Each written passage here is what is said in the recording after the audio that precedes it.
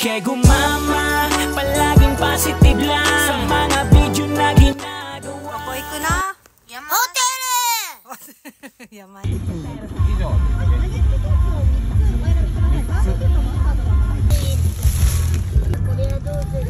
Spicy beef. Ay mga tomo, today is January 5 at ito nga yung aming first travel ngayong taon. Ang destination nga namin ay sa Yamanashi, Ken. Dali nagpabuka ko ng isang hot spring resort hotel. Kaya 1 night and 2 days kami dito. Napakalayo nga ng biyahe. Nabot kami ng 3 hours at puro bundok tong dinaanan namin. Hindi ko mabilang ko ilang tunnel yung pinasok namin. Ayan na nga at sumisilip na si Mount Fuji. Napakaganda kasi ng panahon ngayon. Last year na nagpunta kami dito, hindi namin siya nakita kasi maulap nga. Kaya magre-revenge tayo ngayon. At bago kami bumiyahe, nag-work muna ako. May mga orders din kasi. Pero simula January 1 hanggang 4 ay nasa bahay lang talaga kami at nagpahinga lang talaga ako. Kasi sobrang pagod ko noong Christmas at New Year dahil sa mga orders.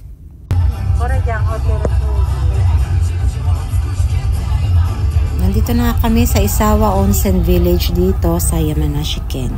Hotel Fuji Safari Park. Hotel Fuji. Late na nga rin ako nakapag-book. Talagang few days na lang talaga. Kasi after New Year na ako nag-book dahil sobrang busy ko nga. Buti nga at may nakuha pa ako. これ2人分で、はい、ありがとうございます。はい。が男性の大丈夫じゃない。はい、わかりました。こちらから行かれますと、はい。使うのでこちらご案内いたします。はい。Ito ko naisipang mag-book kasi maganda yung mga reviews niya. Pero dahil nga late na tayo nag-book, medyo mababa lang yung room na naibigay sa atin. Siguro ito na lang yung mga natitira. Bala, room sa second floor lang yung nakuha namin kaya hindi tayo masyadong mag-expect ng view. At ito nga yung typical Japanese room ng mga hotels dito sa Japan. Nilatag na raw nila yung putong para hindi na pumasok yung staff namin. Ah, Fuji-san meron!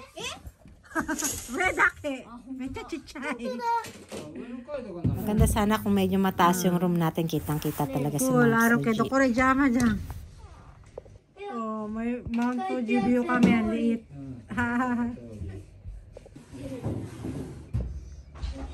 Ito yung toilet. Luma na siya. Medyo luma na yung hotel pero okay lang, malinis naman. Tsaka hindi rin ako nag-expect ng bathtub kasi hindi naman kami maliligo dito. Ang main namin ay yung onsen.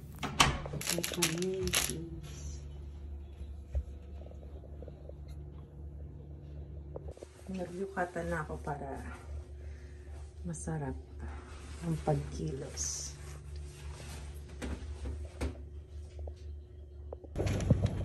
Pool. Ayan yung kanilang pool.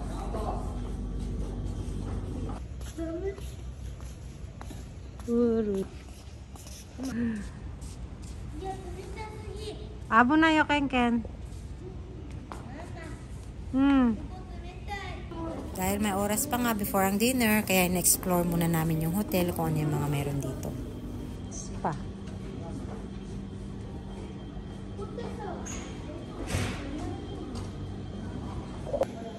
Manish karo no stamp? Stamp pata. That's idea.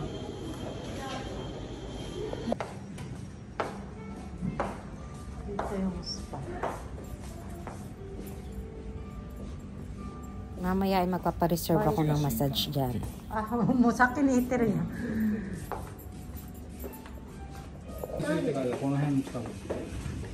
Arak ko na yama. Koko na higitayin da. Kore. Tiga kore. Arak ko na yama. Chikay ka na ako ko. Ito yung onsen. Ito yung sa lalaki.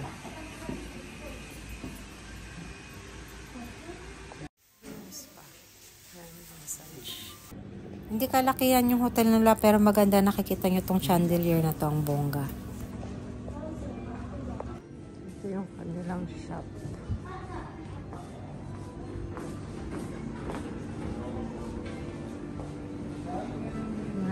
Game center. Bodega. Ata?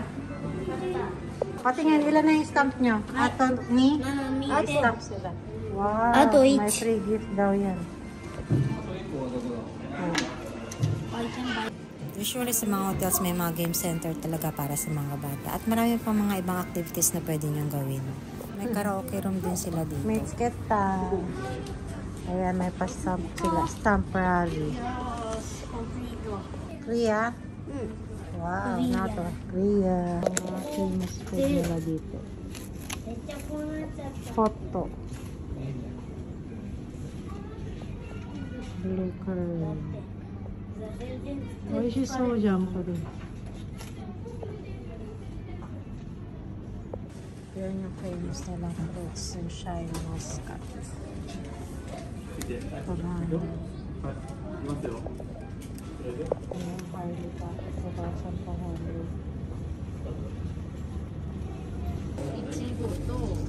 1,800. O, sagoy dyan. どれがいいって。1個ずつ、どれがいい頼ま。Ha?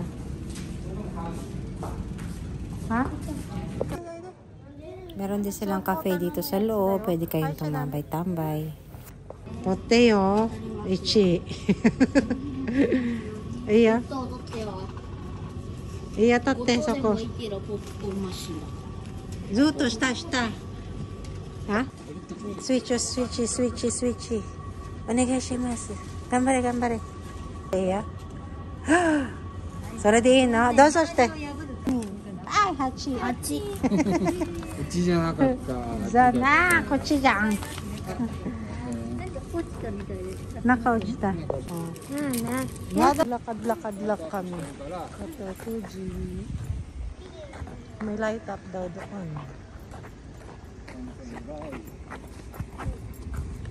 Lumabas muna kami para maglakad-lakad kasi meron daw walking spot dito na may mga pailaw. Lokoy ko, Achi.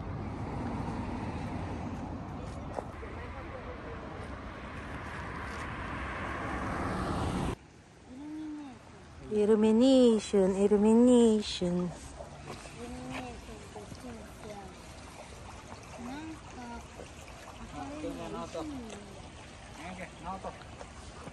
Marami rin siyang hotel dito.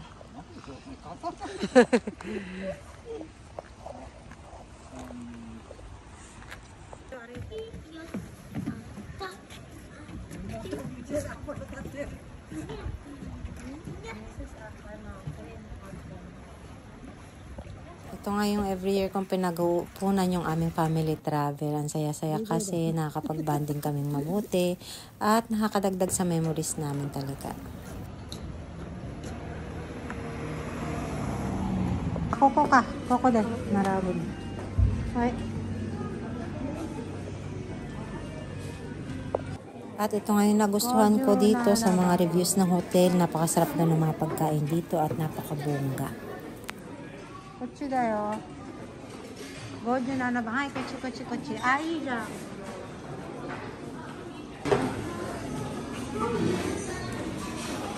57。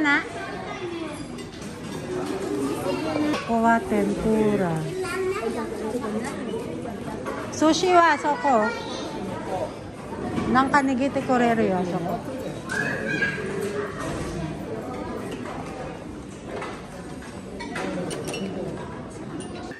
Sobrang dami ng choices, di ba? Hindi ko nga natikman lahat nito kasi sobrang dami talaga. 甘エビあります。青エビの蒸しエビ。蒸しエビ。Ang social pa ng sushi corner nila talaga yung mga chef mismo yung gagawa sa harapan mo. Sa akin yung pap.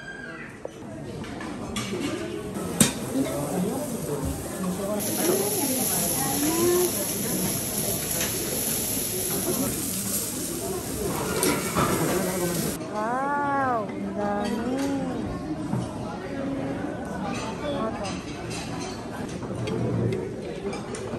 Nakaka-sticky. Masasabi kong worth it lahat yung pagod ko ng mga nakaraang taon para lang maka-experience ng mga ganito. Kasi nga ang motto ko ay work-life balance. Hindi pwedeng puro trabaho lang, hindi pwedeng puro tipid lang. Kailangan enjoyin natin yung buhay.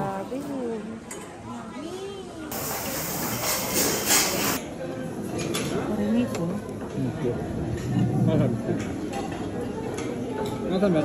Grabe sa presentation yung mga pagkain dito. Tapos ito, may fresh oysters pa talaga.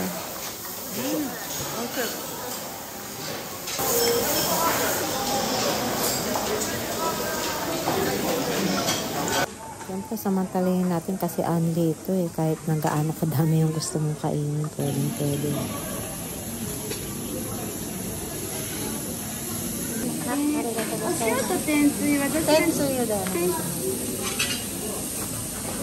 Oh, may caviar daw yan. May caviar. Wow.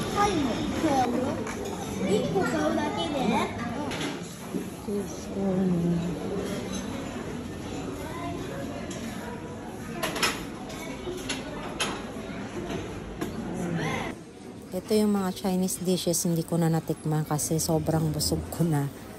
At nasa likod kasi siya, hindi ko siya nakita kaagad. Tapos yung mga desserts nila, grabe din. Ang daming pagpipilian ng mga cakes.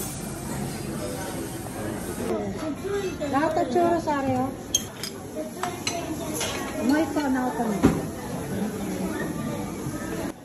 Yung churros nga yung binalik-balikan ng mga anak ko kasi napakasarap din talaga. Apple pie.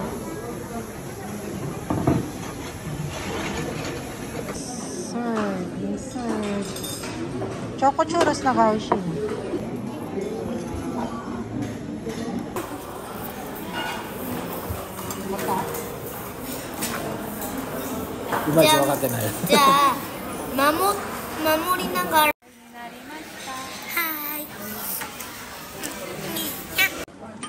After kumain, naglaro muna yung mga anak ko dito. Tapos mamaya naman ay mag-o-onsen kami. At nagpa-reserve din pala ako ng aking massage. Aroma oil massage. Yun muna for today. Abangan nyo na lang po yung ating next video, yung kasunod nito. So, thank you for watching. See you next. Bye!